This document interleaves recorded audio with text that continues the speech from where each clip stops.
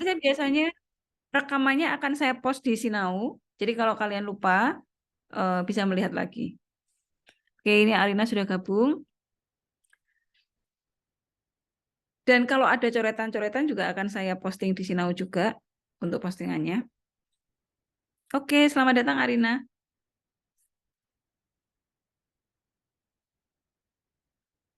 Arina sudah bersama kita kah? Sudah, Bu. Sudah. Boleh on cam sebentar Arina, saya pengen kenal karena ini pertemuan pertama. Nanti habis itu Sebentar. boleh off cam. Oh iya ya, oke. Yang satunya siapa ya? Satunya siapa, Vin? Teddy, Bu. Teddy. Oh iya.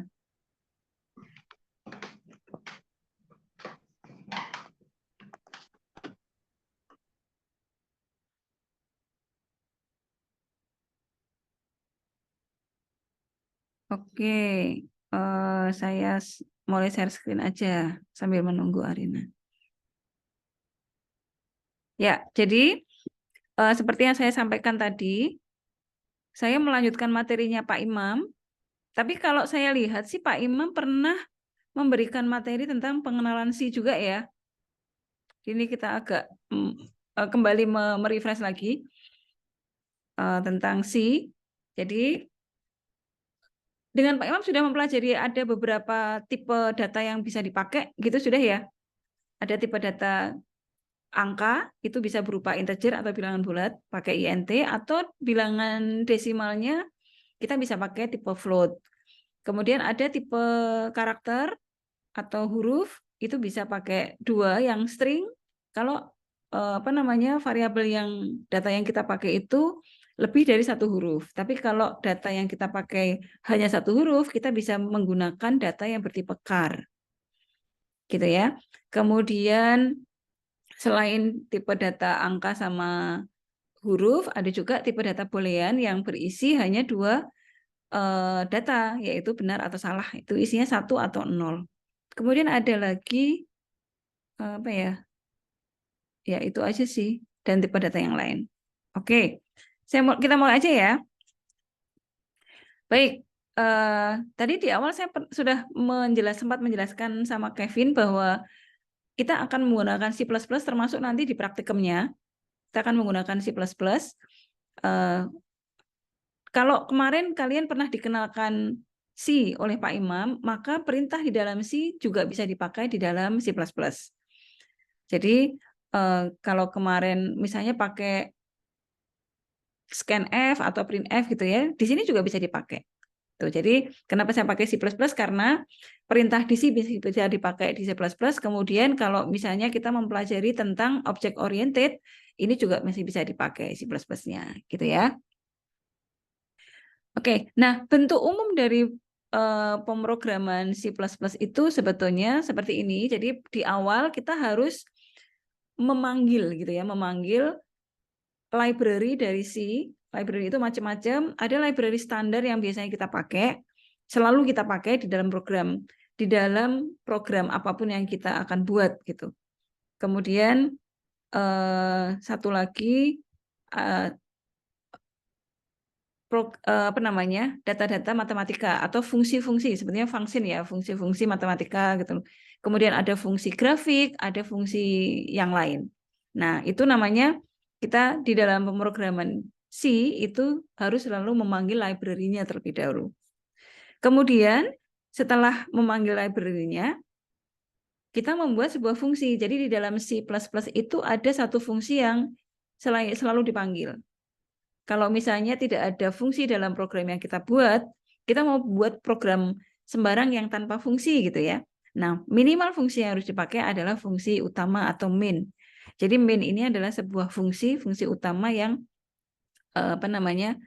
akan semua perintah yang ada di dalam fungsi itu akan dieksekusi oleh C, C++. Nah, tandanya fungsi adalah ini, di sini ada fungsi main, fungsi utama, kemudian diikuti tanda kurung buka, kurung tutup.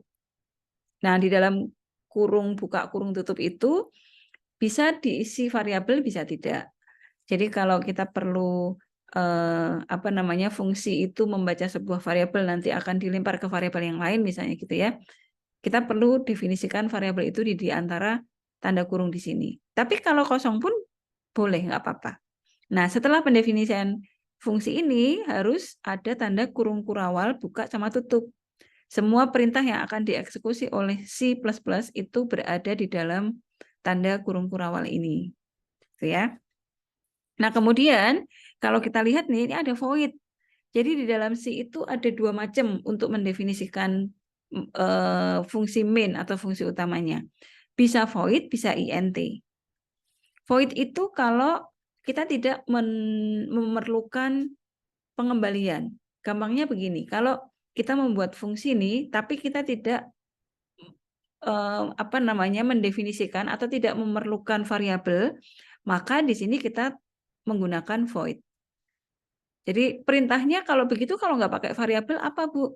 Perintahnya hanya menampilkan aja printf gitu. Atau kalau di C++ kita bisa pakai cout ya. Cout kalau nangkep data itu cin gitu. Jadi kalau menampilkan cout, kalau mengambil datanya itu cin. Nah, kalau kita membuat program yang hanya menampilkan aja, ngeprint aja, nggak pakai variabel, maka kita pakai void gitu. Tapi kalau kita definisikan variabel yang dipakai, misalnya kita mau menghitung luas lingkaran nih. Ketika kita menghitung luas lingkaran, maka kita perlu variabel jari-jari misalnya.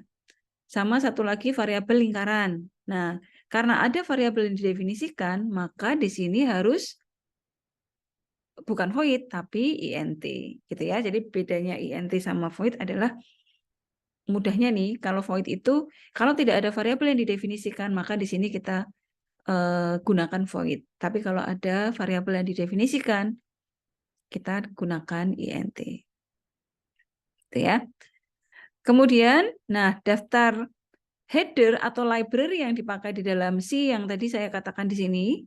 Di sini tuh ada preprocessor direktif gitu ya. Ini memanggil sebetulnya, mengincludekan gitu, mengincludekan library.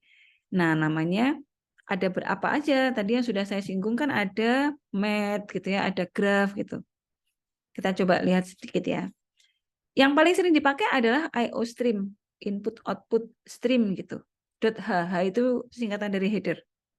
Nah, yang terdapat di dalam library IOStream itu adalah semua perintah-perintah umum yang kita gunakan di dalam pembuatan program di C++.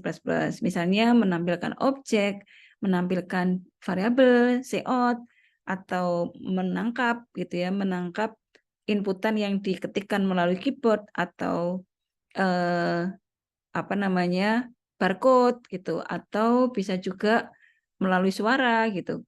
Itu namanya mengambil data gitu ya. Nah, perintah-perintah itu ada di dalam library IOStream.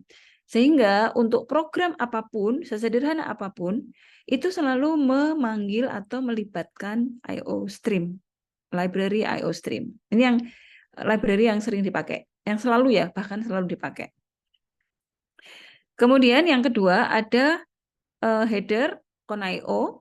Ini untuk konfigurasi. Biasanya misalnya nih kita di dalam program itu kita mau membersihkan layar. Nah, membersihkan layar itu perintahnya contohnya adalah clear screen, CLR, SCR gitu ya. Fungsi ini tidak ada atau tidak terdapat di dalam library IOStream. Tetapi dia berada di dalam library con.io. Sehingga kalau di dalam perintah itu kita punya, di dalam program yang akan kita buat, kita mau pakai perintah clear screen, maka kita harus mengincludekan con.io. Gitu ya.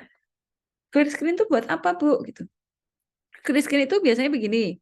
Kalau kita membuat program itu kan pertama kita input datanya. Gitu ya. Nah, kalau misalnya data inputannya itu ada lebih dari satu baris, maka ketika kita menampilkan data yang pertama, bukan menampilkan sih, menginputkan. Misalnya gini. Masukkan nama Anda gitu ya. Tulisan masukkan nama Anda, terus kita tulis misalnya Bambang gitu, terus di enter. Perintah yang pertama tadi kan tidak hilang. Tetap ada di sana, Tapi kemudian perintah yang kedua ada di baris bawahnya gitu ya. Lalu misalnya pertanyaan berikutnya adalah berapakah umur Anda gitu. Nah, jadi pertanyaan pertama masih ada, pertanyaan kedua masih ada gitu.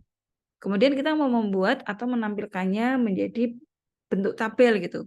Jadi karena misalnya ada beberapa data yang dimasukkan, 10 data nih, misalnya orang 1, nama 2, nama 3 dan seterusnya gitu. Itu kan layarnya jadi kotor gitu ya, semacam kotor gitu karena ada banyak inputan-inputan. Nah, lalu kalau kita mau menampilkan hasil semua inputan tadi, bentuknya tabel misalnya, kita perlu membersihkan dulu yang inputan-inputan tadi itu hilang dulu gitu. Nah, berarti kita perlu clear screen, membersihkan layar. Ya, nah, perintah itu ada di Cone.io.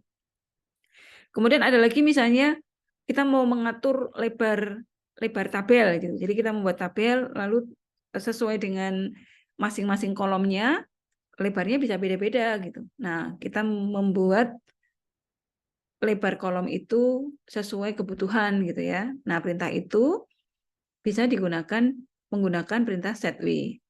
Nah, ketika kita menggunakan atau memberikan perintah setW, berarti kita harus mengaktifkan header IO main IP.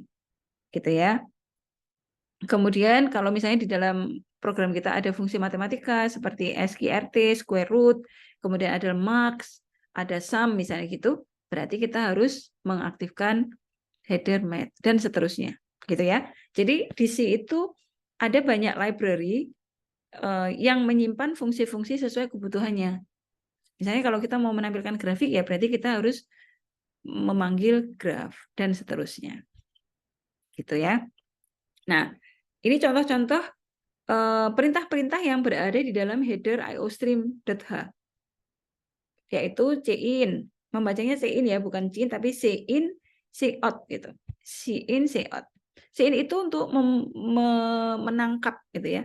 Jadi ini fungsi inputan yang digunakan untuk menangkap atau menyimpan data yang kita ketikkan melalui keyboard atau scan barcode atau suara misalnya gitu. Jadi karena inputan itu kan bentuknya macam-macam ya.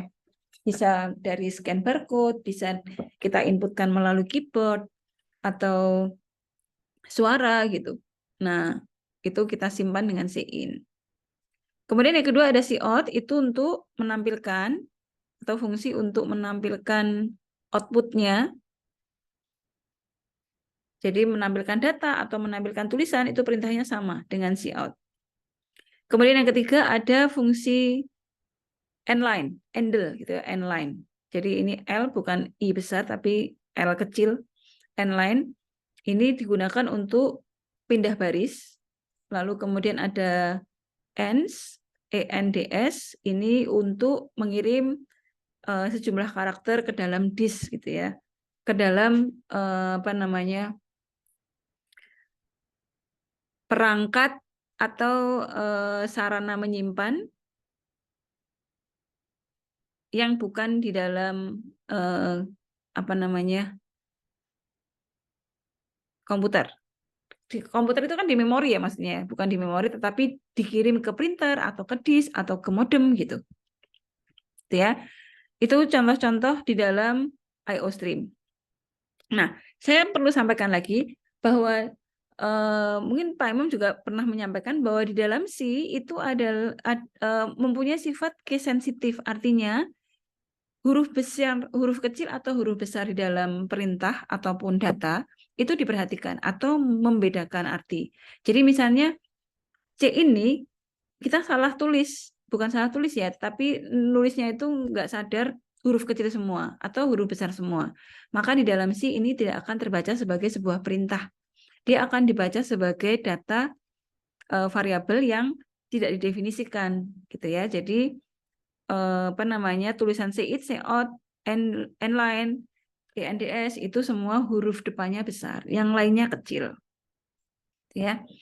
Kemudian Cone.io header, ini tadi yang perintah-perintah yang berhubungan dengan layar gitu ya. Ada beberapa macam, misalnya clear screen, kemudian ada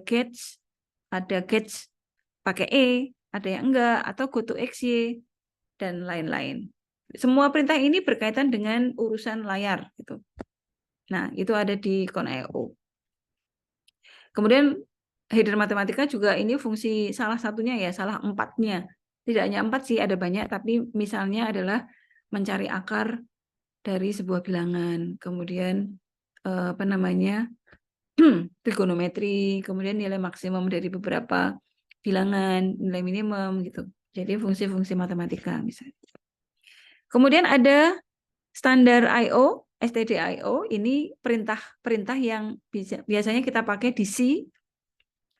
Jadi perintah di C masih bisa kita pakai di C++. Printf itu untuk menampilkan apa namanya, keluaran gitu ya, melampirkan output. Jadi selain dengan cout kita bisa pakai printf. Kemudian scanf itu untuk menangkap masukan atau menangkap inputan. Selain dengan cin, kita juga bisa pakai scanf. Kemudian ada gets juga ya. Ini adalah perintah-perintah di standar I/O. Nah, kita lanjut, tadi sudah kita singgung sedikit, ada fungsi utama di dalam C++ yaitu fungsi min. Ini yang fungsi ini yang dieksekusi ya, semua program utama itu ada di dalam fungsi min ini, yang diapit dengan tanda kurung kurawal dan diawali kurung kurawal dan diakhiri kurung kurawal juga. Ya. Kemudian ada komentar di dalam C++. Jadi misalnya kita memberikan di baris-baris tertentu itu komentar supaya kita tahu, oh ini bagian atau ini modul untuk menghitung, oh ini modul untuk input, ini modul outputnya gitu ya. Kita boleh memberikan komentar. Nah, caranya adalah dengan memberikan tanda garis miring 2 atau dengan garis miring 1 dan bintang. Bedanya apa? Tanda garis miring 2 itu apa namanya, memberi komentar satu baris. Jadi selama dia masih berada di sebelah kanannya 2 garis miring ini, maka dia akan dianggap komentar. Nah, komentar ini oleh sistem tidak akan dieksekusi. Jadi walaupun bentuknya salah gitu, kata-katanya itu kata apapun gitu ya yang kita tuliskan di setelah tanda 2 garis miring, maka itu akan dianggap sebagai komen oleh sistem, tidak dieksekusi. Nah, kalau komennya lebih dari 1 baris, panjang banget misalnya, kita boleh buat menjadi berbaris-baris. Nah, caranya dengan di awal kita buat garis miring bintang, lalu ditutup dengan bintang garis miring. Jadi semua kalimat yang berada di antara 2 tanda ini tidak akan diproses oleh sistem, oleh C gitu ya. Oke, berikutnya. Kemudian yang perlu kita ketahui lagi, bahwa setiap perintah di dalam C itu diakhiri dengan tanda titik koma. Kalau titik komanya nggak diberikan, maka C akan menganggap perintah itu nyambung ke bawah gitu. Jadi boleh nih kita membuat perintah 1 baris atau 3 baris gitu ya. Misalnya 1 baris kok kepanjangan, dilihatnya nggak enak gitu. Akan lebih mudah dibaca kalau dijadikan 3 baris, boleh. Biasanya itu dalam if apa maka apa gitu ya. Nah, itu biasanya ditulis dalam bentuk beberapa baris. Tujuannya supaya apa? Supaya mudah dibaca aja. Selama di dalam perintah C itu belum ketemu titik koma, maka C akan menganggap perintah itu masih bersambung ke bawah. Gitu. Jadi biasanya kalau selesai, terus kok lupa nih memberikan tanda titik koma gitu ya, maka nanti biasanya akan error. Tapi jangan khawatir, semua bahasa pemrograman itu akan menunjukkan errornya di mana. Kursornya akan berhenti di bagian error. Oke, saya lanjut dulu ya. Nah, sekarang kita coba cout, perintah yang digunakan untuk menampilkan output di layar. Perintahnya seperti ini. Cout kemudian diikuti tanda operator peletakan ya, atau penyisipan, yaitu lebih besar 2 kali, double. Ini cout, kemudian ini. Jadi cout tidak bisa berdiri sendiri, cout gitu aja enggak. Pasti harus diikuti tanda lebih kecil, double. Tuh. Nah, kemudian diikuti yang mau ditampilkan apa? Kalau yang ditampilkan string, ya berarti string itu harus kita update tanda petik 2 seperti ini. Tapi kalau yang ditampilkan variabel data, ya berarti kita tinggal tuliskan aja variabelnya. Cout misalnya nama gitu ya. Oke. Nah, saya lanjut sedikit sebelum kita nyoba programnya. Variabel. Tadi sudah saya singgung sedikit, ada beberapa variabel tipe datanya. Bisa huruf, bisa angka, bisa boolean gitu ya. Variabel itu digunakan untuk menampung gitu atau wadah dari data yang mau kita olah gitu ya. Nah, di dalam C itu ada aturan dalam penamaan variabel. Tadi sudah saya sampaikan bahwa di dalam C itu case sensitif gitu ya. Jadi kalau kita memberi variabel huruf besar sama huruf kecil itu bisa beda. Dianggap dua variabel yang berbeda. Misalnya nih, kita mendefinisikan variabel nama pakai huruf kecil semua sama variabel nama pakai huruf besar semua. Dianggap beda. Kayak gini contohnya. NIM kecil semua, NIM besar semua, atau NIM N-nya besar. Itu beda semua. Jadi lebih amannya kalau di dalam C biasanya kita membuat program itu variabelnya huruf kecil. Supaya kita tidak pusing mengingat kemarin tadi membuat variabelnya saya pakai huruf apa ya, huruf besarnya di mana ya. Daripada mikir begitu, lebih gampang biasanya variabel itu ditulis dalam bentuk huruf kecil. Jadi supaya nggak lupa gitu. Sebelum situ dulu itu ada basic. Kalau bahasa pemrograman basic dia tidak case sensitif. Jadi kalau kita nulis NIM mau huruf besar, mau huruf kecil, mau yang besar di depan aja dianggap sama. Gitu ya. Tapi kalau C itu case sensitif. Kemudian boleh huruf semua, boleh gabungan angka sama huruf, nggak masalah. Jadi misalnya nama 1, nama 2 gitu, ada angkanya gitu boleh. Kemudian yang kedua, aturan kedua, nama variabel itu tidak boleh ada spasi. Misalnya nih, kita mau membuat variabel jenis kelamin, gitu ya. Nggak boleh membuat variabelnya jenis spasi kelamin, gitu nggak boleh. Itu sistem hanya akan membaca jenis aja. Ketika ketemu spasi, yang kelamin ini jadi nggak akan kebaca. Gitu ya. Misalnya nama lengkap gitu. Itu juga harus disambung langsung. Atau pakai underscore, garis bawah gitu boleh. Nama underscore lengkap gitu ya. Atau nama lengkap. Kalau nama main itu nggak boleh. Karena nanti akan menganggap dia sebagai operasi matematika. Nama dikurangi lengkap. Gitu ya. Jadi aturan yang ketiga, tidak boleh mengandung simbol-simbol khusus.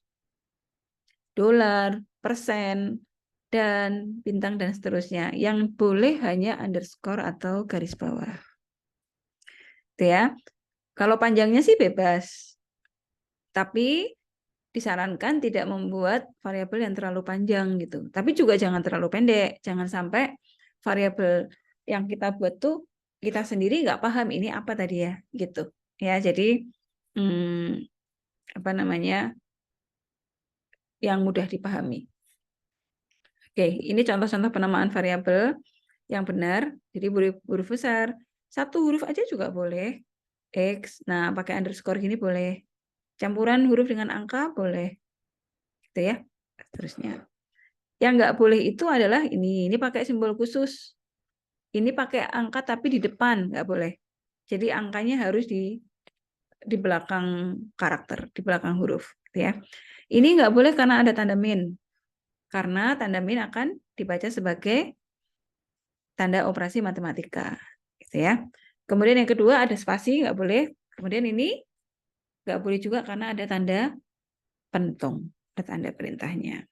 Oke, itu ya. Nah, kemudian di dalam C, ketika kita membuat program yang ada variabel untuk menyimpan data, maka variabel itu harus dideklarasikan lebih dahulu, dikenalkan lebih dahulu. Nah, cara mengenalkannya adalah dengan mengenalkan tipenya. Jadi misalnya gini, kita mau membuat biodata nih, yang isinya nama, alamat, umur, gitu ya. Sama satu lagi misalnya IPK. Nah, nama kan isinya huruf. Oh, berarti tipe datanya kita buat string, jangan integer karena isinya huruf. Gitu.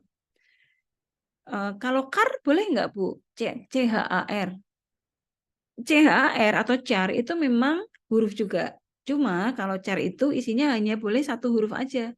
Biasanya digunakan untuk jenis kelamin yang isinya L atau P aja. Atau misalnya apa namanya pilihan isinya ya sama tidak gitu ya, Y atau T gitu. Nah, itu baru kita definisikan tipenya char gitu ya. Tapi kalau isinya panjang kita definisikan dia tipenya string.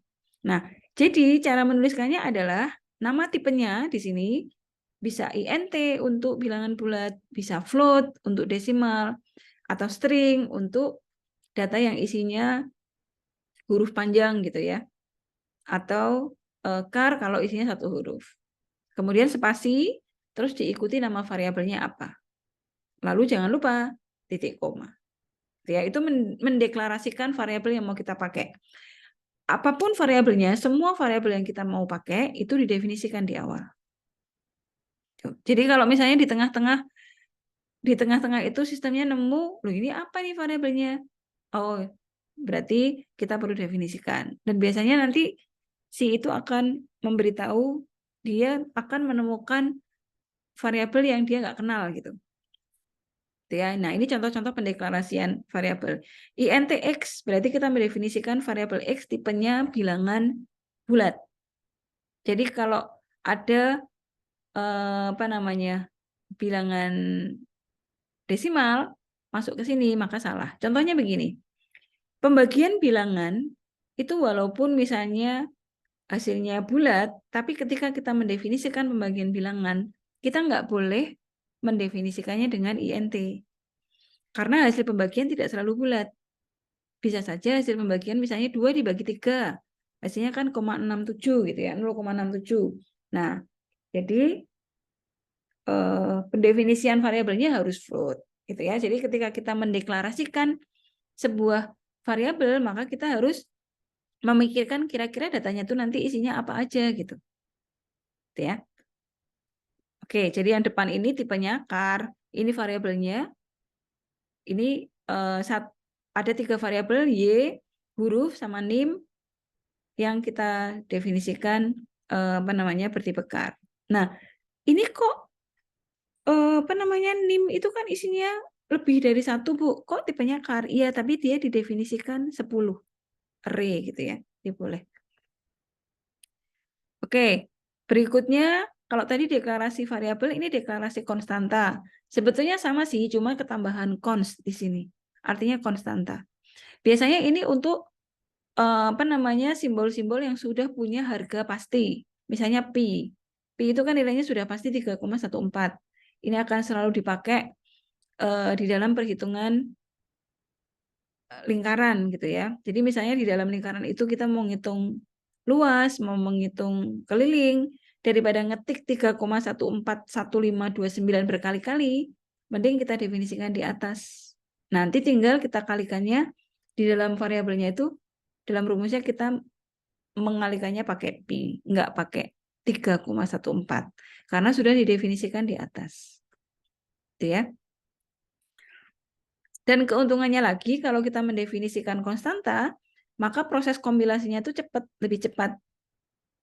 Karena compiler itu akan mencari pertama kali adalah ini preprosesornya itu dia akan mencari define.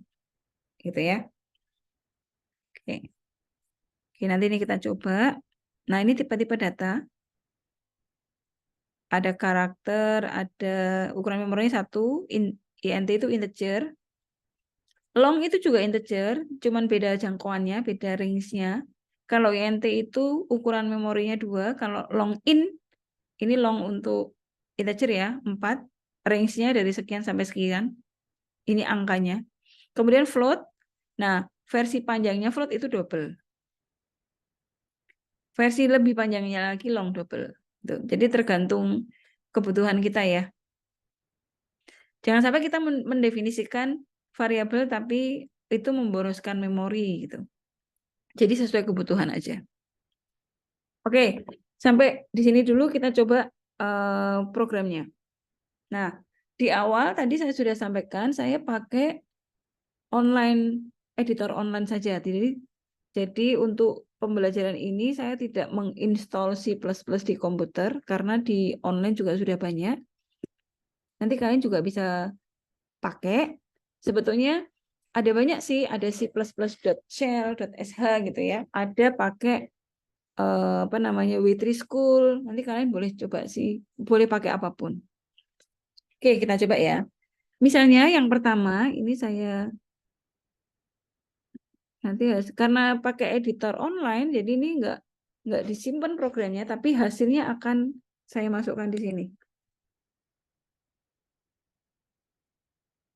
Latihan ya. Misalnya kita mau membuat biodata yang berisi ini mencoba semua variabel ya. Nama, alamat,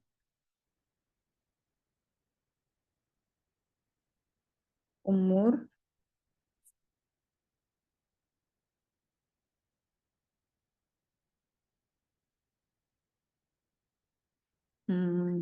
ya udah gini aja. Nanti biodatanya berisi begini ya. Ini misalnya IPK deh. Oke, nanti kita tampilkan begini.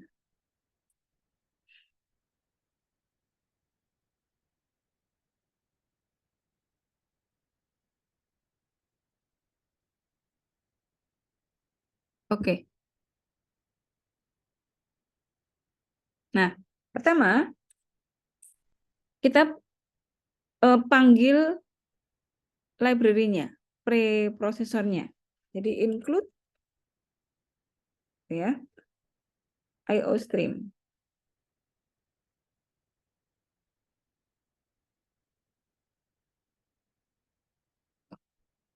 Kemudian apa namanya? Kita panggil name using namespace std. Karena ada variabel, jadi saya pakai int main. Ya. Nah, programnya nanti ada di dalam sini. Ini kan variabelnya 4 ya, jadi kita definisikan keempat variabel ini. Jadi sebelum ke proses input dan output, kita definisikan dulu variabelnya, mendeklarasikan variabel. Nama, itu tipenya kita gunakan string, nama. Kemudian ada alamat, alamat itu juga panjang, berarti ini koma, alamat. Boleh jadi satu seperti ini. Jangan lupa titik koma. Kemudian int, umur, kemudian IPK-nya float.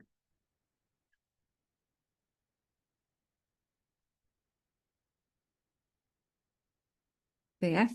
Sekarang kita buat input data. Ini boleh beri keterangan begini supaya misalnya tidak lupa. Jadi ini beri keterangan garis miring 2 berarti komen ya. Ini deklarasi data. Deklarasi variabel. Kemudian setelah mendeklarasikan ini proses input. Proses input. Nah, caranya begini supaya orang tahu itu kan ditanya masukkan nama Anda gitu ya. Jadi ini cout lebih kecil 2 kali, lalu kita buatkan kalimatnya dulu. Masukkan nama Anda.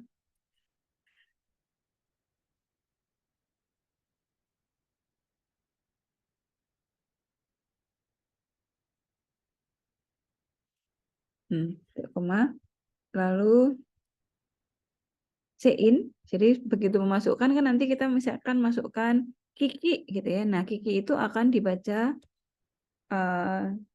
sebagai variabel nama. Nah, caranya membaca atau menyimpan dengan perintah sein lebih. Oh, sorry. Tadi saya tulisannya besar ya. Harusnya kecil semua, maaf. Tadi saya huruf yang depannya kan besar ya, sein, harusnya kecil semua. Sein, nama ini kita simpan di dalam variabel nama. Gitu. Kemudian lagi cout lagi. Ini boleh pakai spasi, boleh pakai baris kosong, boleh tidak ya. Karena sistem tidak akan membacanya.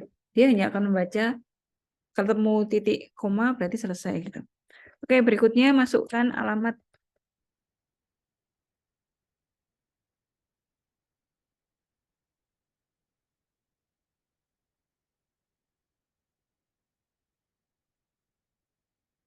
Ini CIN kita simpan di alamat ya.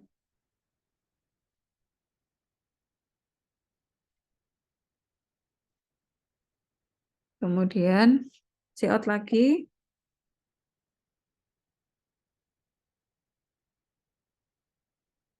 umur.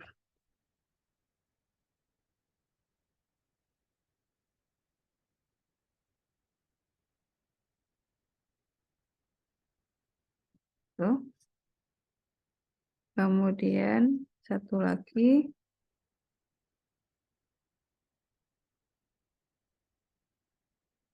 PK.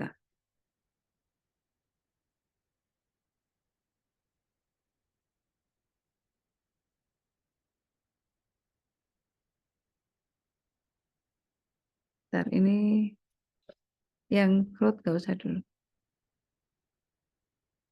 Yes, nggak apa deh. Hmm, oke, CIN. Nah, berarti kan kalau cout itu lebih kecil, kalau CIN lebih besar ya. Jadi simbol peletakannya beda. Oke, sudah. Ini proses input. Nah, karena tidak ada pengolahan data, jadi langsung di output ya, ditampilkan. Jadi sekarang kita membuat proses outputnya. Nah, caranya menampilkan adalah kita pengen tampilannya seperti ini. Jadi menampilkan garis dulu. Ini cout.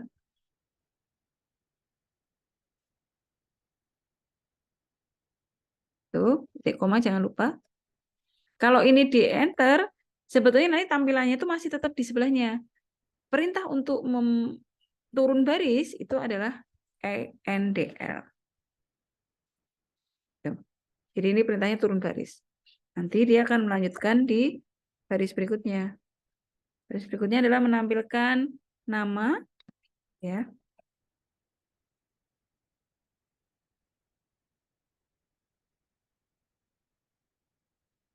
Sini. Lalu diikuti begini variabel nama.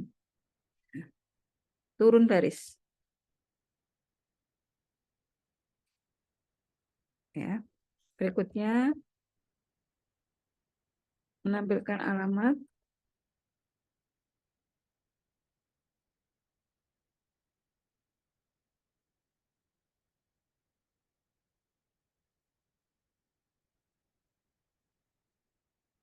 Alamat disimpan di mana tadi? Di variabel alamat. Lalu ini ya. Berikutnya umur.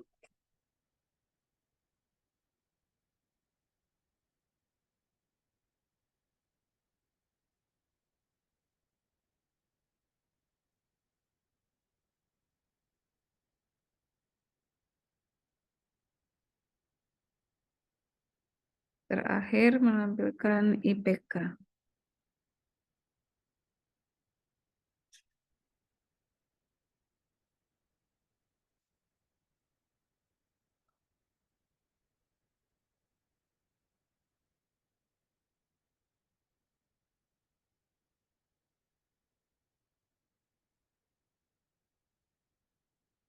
Udah ya, garis lagi.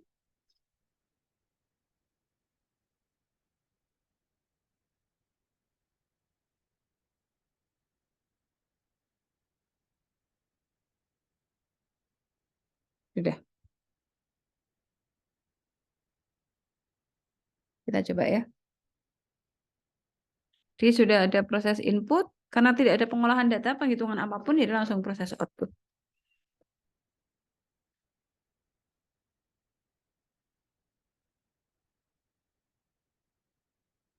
Nah, kalau dijalankan akan muncul seperti ini, masukkan nama Anda, misalnya kita masukkan Kiki, alamatnya, umur, TK, gitu ya. Nah, jadi hasilnya seperti ini. Ini yang tadi saya katakan apa namanya, layar input dengan output itu jadi satu gitu. Jadi nggak bersih dulu gitu ya. Karena kita tidak memberikan perintah clear screen. Jadi kadang-kadang clear screen diperlukan untuk membersihkan data inputan ini. Gitu. Nah, sekarang kita akan coba sekali lagi. Ini kan namanya sama alamat kan satu kata aja nih. Bagaimana kalau namanya itu lebih dari satu gitu.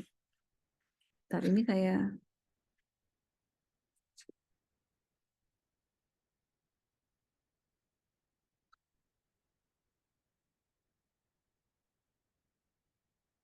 ya ini saya copy dulu.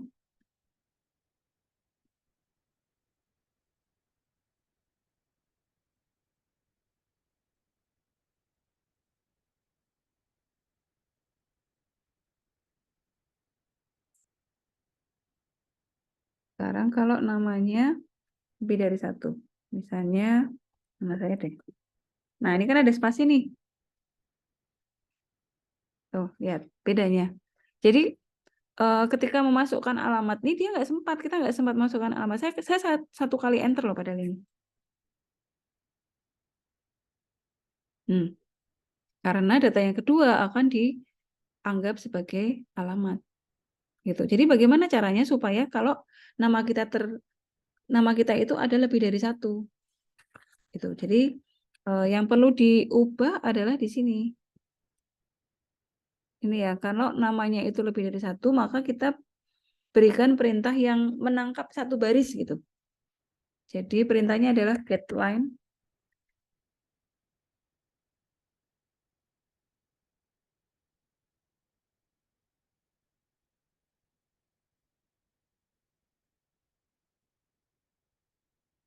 Kita coba ya.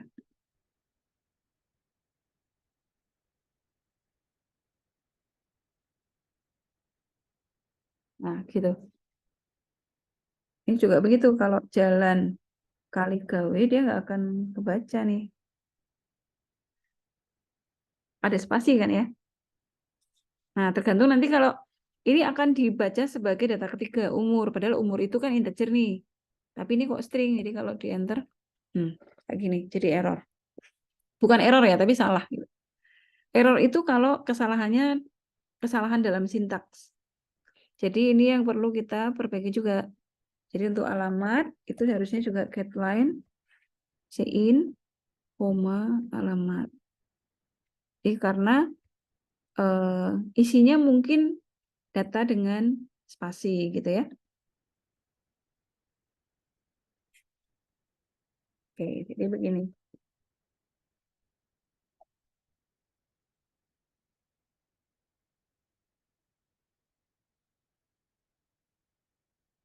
Nah, gitu.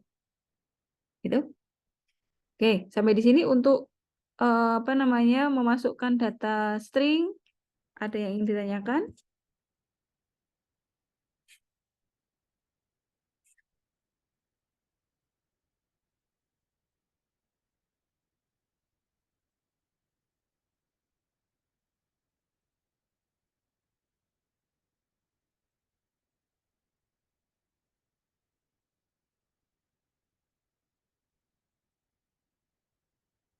Oke, Arina sama Kevin masih ada? Masih, Bu. Oke, oke bisa ya. Kita lanjut ya. Misalnya sekarang soal yang kedua, kita mau menghitung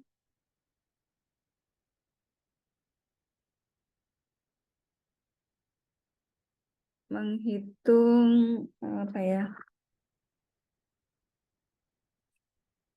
luas dan keliling lingkaran.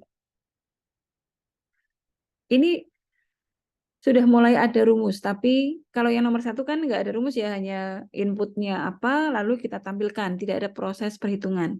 Nah, sekarang yang nomor dua kita coba apa namanya, ada proses perhitungan di dalam program yang akan kita buat. Jadi mulai inputnya apa, kemudian dihitung rumusnya, kemudian ditampilkan. Gitu ya. Tampilannya nanti begini. Misalnya diinginkan inputnya adalah, berarti inputnya kalau menghitung luas lingkaran kan inputnya jari-jari ya. Kemudian output yang diinginkan itu begini. Baik.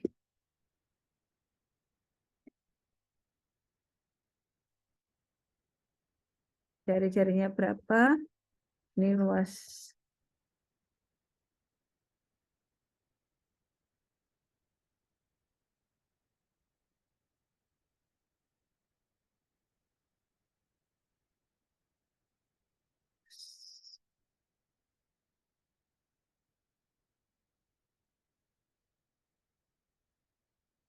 Nah, gitu ya. Oke. Ini saya hapus.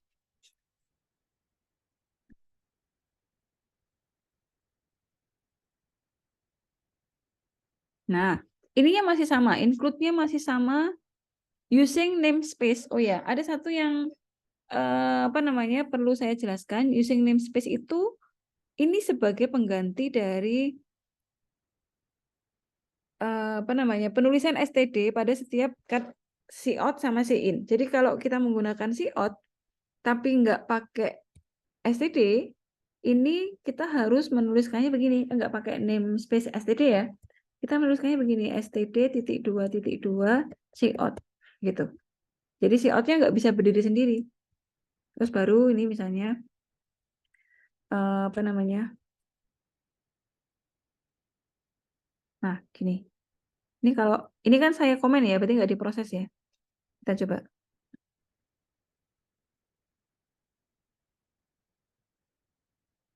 Nah, ini errornya ada di baris 8. Sorry.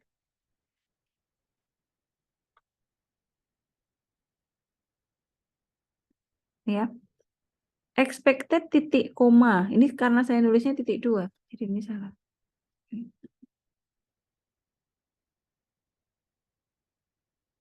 Nah, ini muncul hello. Gitu.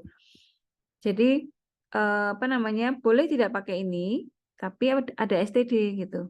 Jadi, sekarang ini kalau tidak ada std-nya nih ya, ini using namespace-nya juga saya komen, jadi anggap perintah ini nggak ada.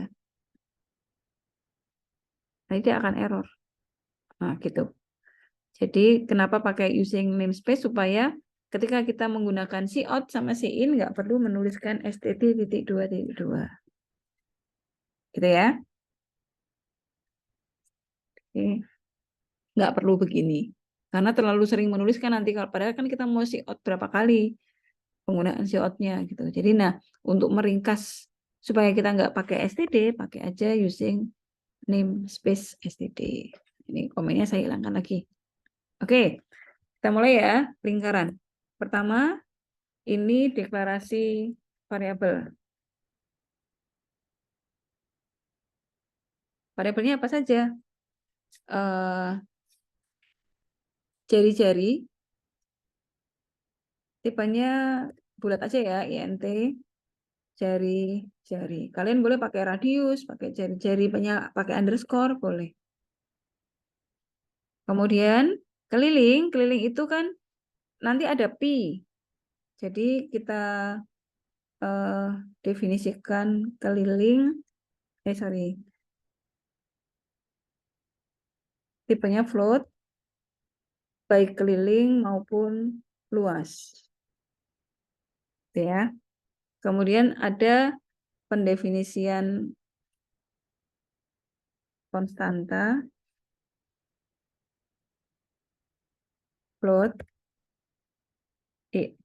P ya. P sama dengan 3,14. Oke, itu deklarasi variabel. Berikutnya input.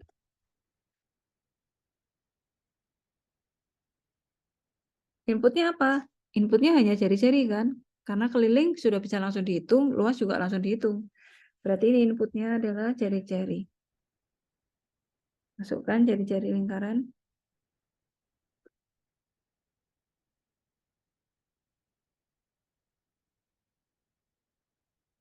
Tanda sama dengan titik 2. Lalu titik koma. Lalu di bawah kita berikan perintah untuk menangkap data yang akan kita inputkan di sini. Datanya kita simpan di jari-jari. Jadi in jari-jari. Tuh, udah input datanya cuma 2, ya cuma 1 aja. Yang input jari-jari aja. Proses berikutnya adalah menghitung. Kita menghitung luas dan keliling. Luas itu rumusnya adalah pi kali jari-jari kali jari-jari, gitu ya. Jadi ini pi kali jari-jari kali jari-jari. Keliling rumusnya 2πr. 2 kali pi kali jari-jari. Ya. Nah, sudah menginput, sudah menghitung, tinggal ditampilkan. Jadi ini output. Caranya bagaimana? Ini tadi. Oh, yang diinginkan seperti ini berarti mula-mula kita ini supaya agak ada jarak dengan jari-jari ya. Jadi saya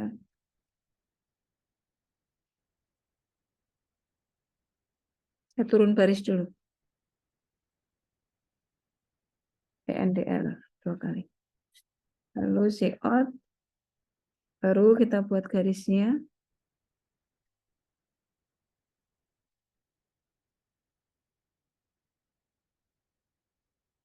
Nih, jari-jari.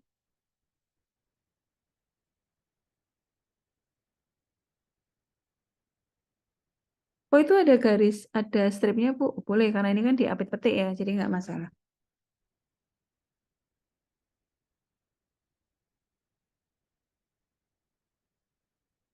Jari-jari itu di variabel jari-jari.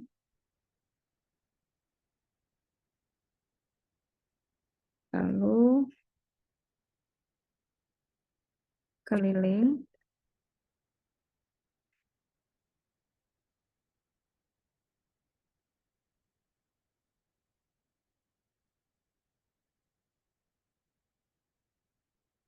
Keliling. Out. Luas.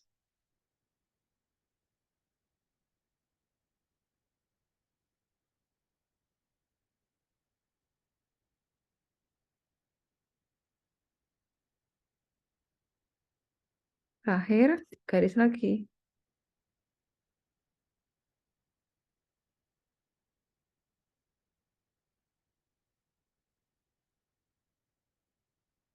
Oke, kita coba lihat.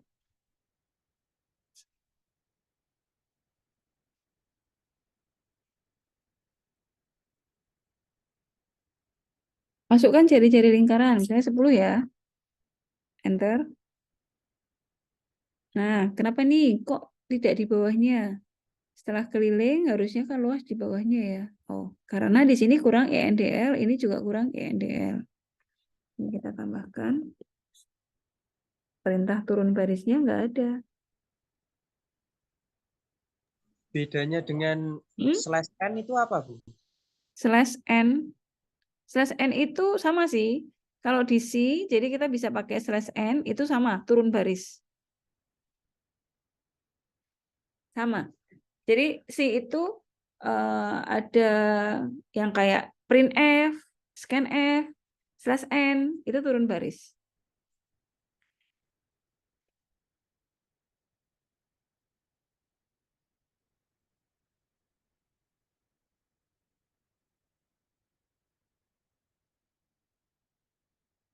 Nah, ini ya. Jadi 10, berarti kelilingnya 3,14 kali 2, 6,28 kali 10. Jadi 62,8. Luasnya berarti 314. Benar ya, 3,14 kali 100.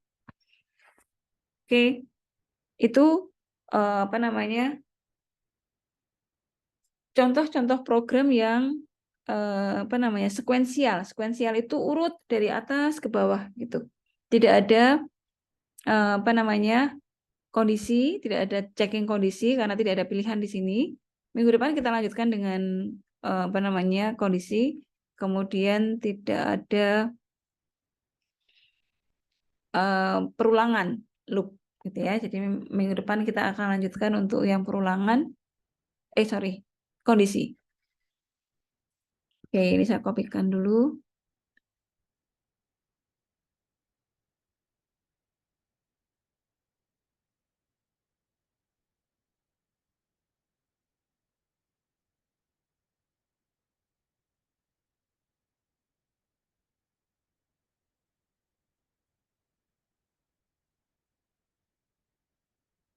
Oke, satu lagi ya. 2, 3. 3 misalnya menghitung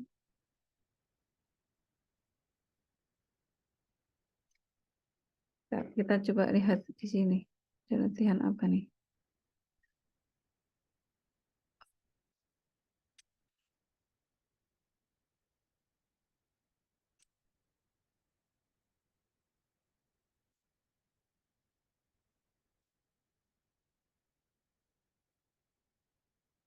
Oh, ini sudah if. Oh, sekarang kita begini. Operasi juga tidak ada if. Menukar elemen.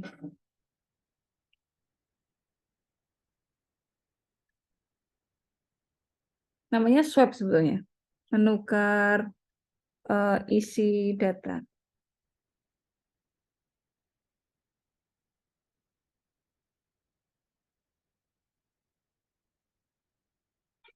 Misal gini.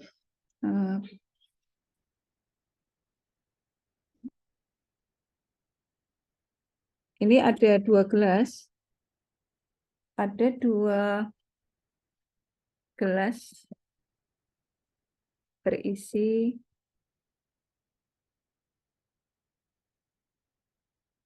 dua variabel deh. Berisi angka satuan dan angka puluhan. Maksudnya variabel yang satunya berisi angka puluhan, yang satunya angka satuan gitu ya. Nah, akan ditukar gini. Dua variabel yaitu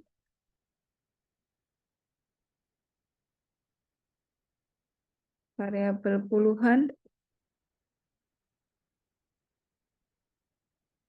yang berisi angka puluhan. Saya hapus dulu. Dan variabel satuan yang berisi angka satuan. Gitu ya. Lalu akan ditukar. Kemudian ditukar.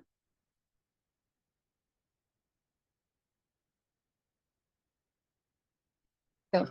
Nah, jadi caranya begini. Itu juga tidak ada proses if ya. Oke. Ini saya hapus lagi yang sini.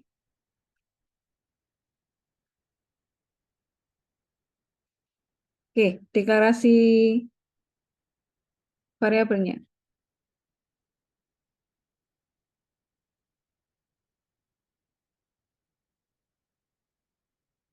Variabelnya ada dua. Variabel, anggaplah kita punya variabel satuan dan variabel puluhan. Tipe datanya kita buat integer aja ya. Jadi int satuan sama puluhan. Terus kita inputkan nanti nilainya.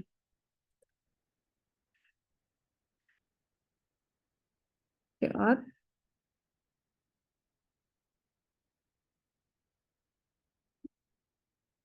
Masukkan angka puluhan.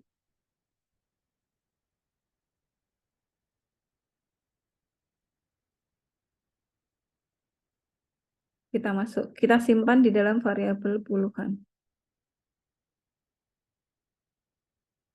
Yang satunya lagi kita berikan perintah untuk memasukkan angka satuan. Kita simpan di dalam variabel satuan. Ya, bayangkan ada dua variabel ya. Variabel satuan sama variabel puluhan. Nanti di dalam variabel puluhan tuh kita isi misalnya 10, 20, 30 gitu sembarang. Sementara yang satuan angka 1 sampai 9 gitu ya. Kemudian gini ditukar. Bayangkan kalau misalnya nih kalian berdua punya menempati dua kursi, ada dua kursi yang semuanya sudah terisi gitu. Kevin duduk di kursi satunya, yang Arina di kursi satunya. Terus mau tukar, misalnya Kevin di kursi merah, Arina di kursi biru gitu. Mau tukar, gantian Arina yang kursi merah, Kevin kursi biru. Gimana caranya? Kalau kita membayangkannya manusia kan tinggal berdiri aja Bu, gantian di kursinya gitu ya. Tapi kalau di dalam data kita tidak bisa membayangkan begitu. Jadi kalau ini mungkin akan lebih gampang kalau membayangkan gelas. Apa namanya? Kita punya dua gelas yang berisi air merah sama air biru gitu. Terus mau ditukar, yang air merah tadinya ada di dalam gelas, air biru ada di cangkir, terus ditukar. Gimana caranya? Kan nggak bisa ya langsung nuang-nuang gitu. Caranya adalah kita perlu satu gelas cadangan untuk menyimpan air yang satunya gitu. Jadi misalnya nih tadi ya ada gelas, lalu ada apa namanya cangkir. Nah kita mau isi lukir isinya. Jadi kita perlu satu mangkok untuk sebagai cadangan. Jadi yang air biru yang tadinya di dalam gelas kita simpan dulu di mangkok sehingga gelasnya jadi kosong. Nah lalu dari cangkir itu kita masukkan ke dalam gelas. Gantian sekarang cangkirnya yang kosong. Nah, air yang semula dari gelas dipindah ke mangkok baru dimasukkan ke cangkir. Sudah berpindah tempat, gitu ya. Nah, proses swap seperti itu. Jadi proses biasanya dipakai di dalam ketika kita mengurutkan data. Mengurutkan data yang acak, prosesnya adalah membandingkan setiap angka dengan sebelahnya. Angka 1 sama angka 2 besar mana? Kalau ini mau mengurutkan dari kecil ke besar gitu ya. Kalau ternyata angka yang kedua lebih kecil, maka harus ditukar. Yang kecil harus di angka yang pertama. Yang kedua di belakangnya. Nanti gantian berikutnya, angka kedua sama 3 dicek. Kok ternyata angka ketiga lebih kecil, oh berarti harus ditukar. Nah, setiap proses penukaran itu menggunakan prinsip seperti ini. Nah, sekarang kita coba apa namanya? Ini proses tukar. Kita perlu satu variabel cadangan. Jadi misalnya kita pakai cadang gitu ya. Jadi sekarang cadang angka yang tadinya ada di variabel puluhan itu kita masukkan ke dalam variabel cadang. Jadi cadang kita isi dengan puluhan. Nah, puluhan kita isi dengan satuan. Nah, berarti sekarang satuan bisa kita isi dengan cadang. Gitu. Di proses nuker tadi ya. Nah, sekarang jadi kalau ditampilkan,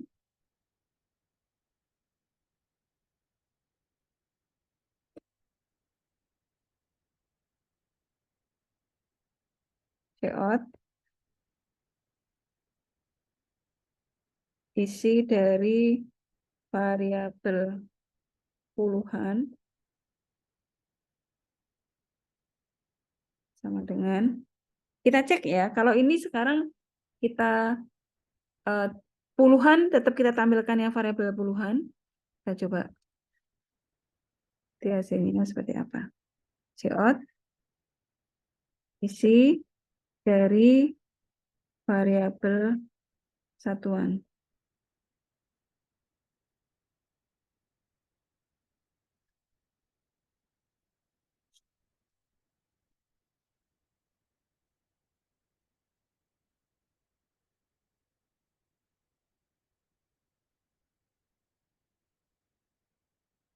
Nah, kita coba ya. Oh, salah di sini. Masukkan angka puluhan. Apa kira-kira? Kalau salahnya seperti ini apa nih? Apa, Vin? Kurang tanda Wording. petik. Iya, betul. Kurang petik ya. Ini sama ya. Warningnya adalah missing terminating. Petik 2.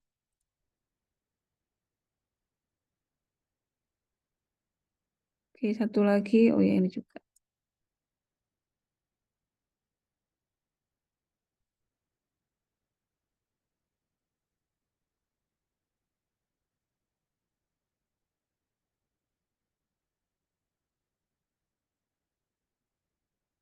Oke, masukkan angka puluhan. 30. Ini kan kita simpan di dalam variabel puluhan ya. Enter. Angka satuannya misalnya 7. Isi dari variabel puluhan ganti 7. Isi dari variabel satuan ganti 30. Gitu. Karena sudah melalui proses tuker ini tadi. Gitu ya. Silakan, ada yang ditanyakan? Berarti itu suatu sistem yang nantinya buat apa ya? Kalau ada kesalahan gitu ya, Bu ya? Sebetulnya digunakannya untuk menukar, bukan kesalahan ya, tapi apa namanya, proses menukar posisi itu biasanya untuk sorting. Jadi proses pengurutan. Jadi kalau kalian mengerjakan Excel nih, kita punya data di Excel kan diurutkan ya.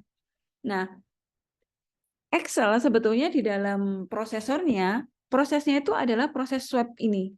Jadi dia akan membandingkan satu data dengan data yang lain, semua data gitu ya. Kalau tidak seperti yang diinginkan, maka ditukar. Gitu. Jadi ada proses pertanyaan, misalnya data pertama sama data kedua, urutannya udah benar atau belum nih? Kalau kita mau mengurutkan dari kecil ke besar, berarti kan data yang pertama harus lebih kecil ya. Dibandingkan data satu sama data kedua, bagaimana? Apakah data satu lebih kecil dari data kedua? Kalau iya, jalan. Kalau enggak, swap. Gitu. Nah, pada saat swap, sistem itu memanggil proses penukaran seperti ini. Gitu. Nah, kita melihatnya hanya langsung data itu sudah urut gitu. Tetapi sistem itu melakukan proses kerja seperti ini. Jadi yang apa namanya, kalau ternyata data yang pertama lebih besar ya, maka data pertama disimpan dulu ke cadangan, lalu data pertama diisi data kedua yang lebih kecil tadi, terus data keduanya kan boleh kita ganti karena sudah diamankan ke data yang pertama. Yang tadinya masuk cadangan, masukkan ke sini. Jadi proses tiga langkah itu dilakukan. Dan itu dilakukan berulang kali sebanyak data yang ada. Jadi misalnya ada 100 data yang mau diurutkan, prosesnya ada di dalam proses for next gitu ya. Apa namanya? For next atau do while atau while, proses perulangan untuk menguji dari data 1 sampai data ke-10 gitu. Jadi data 1 2, nanti proses ini sudah urut, terus dia membandingkan 2 dengan ketiga. Lalu 3 dengan keempat, 4 dengan kelima gitu. Jadi kalau tadi kalian bilang proses salah ya, untuk yang membenarkan proses yang salah gitu ya. Bisa jadi sih, tetapi tergantung dari permasalahannya. Kalau konteksnya mau mencari yang salah itu karena proses dalam pengurutan dari kecil ke besar kok ternyata besar di depan, ya berarti dia salah dan harus dibetulkan gitu ya. Itu bisa seperti itu. Intinya, prinsipnya adalah ini adalah proses tukar tempat sebetulnya, menukar posisi. Kalau ini nggak ada proses tukar, maka ketika kita menampilkan isi variabel puluhan kan harusnya isinya apa namanya 10 isinya 30 ya. Contohnya ya, ini kalau kita komen nih. Ini kita komen. Kalau di komen kan nggak akan diproses oleh sistem ya. Nah, gini kan. Kita komen, berarti dari input langsung output ya. Kita jalankan.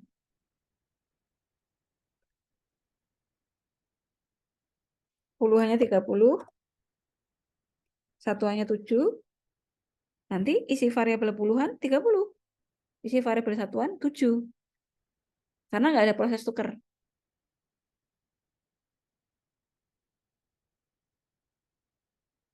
Paham? Paham. Gitu ya.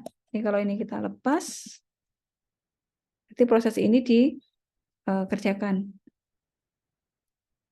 30, satuannya 7. Karena variabel puluhannya karena ditukar, jadi isinya 7. Karena sebetulnya 7 itu kan disimpan di variabel satuan. Tapi karena sudah ditukar, dia gantian menempati variabel puluhan. Gitu.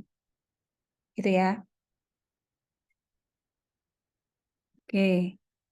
Ada lagi yang ditanyakan?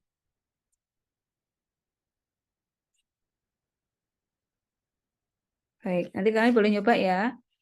Apa namanya? Minggu depan kita lanjut dengan if, kondisi. Jadi ada pilihan di sana, ada penentuan pengambilan keputusan.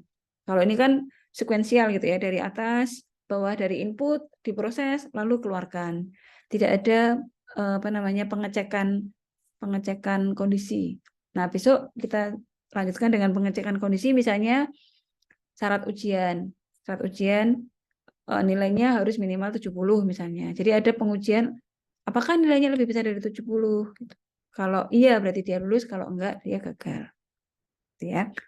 Terus kemudian misalnya konversi dari nilai angka ke nilai huruf. Itu ada pengujian 5 tingkat.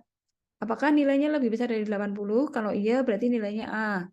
Kalau tidak, masih ada 7 tahap, 4 tahap lagi. Kalau di bawah 80, apakah dia di atas 70? Berarti kan antara 70 sampai 80 dan seterusnya. Kita pelajari minggu depan ya.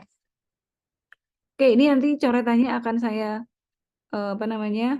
Upload ke Sinau, kalian bisa lihat, bisa download sama apa namanya? Rekamannya. Kalau kalian pengen melihat lagi. Latihan sekuensial.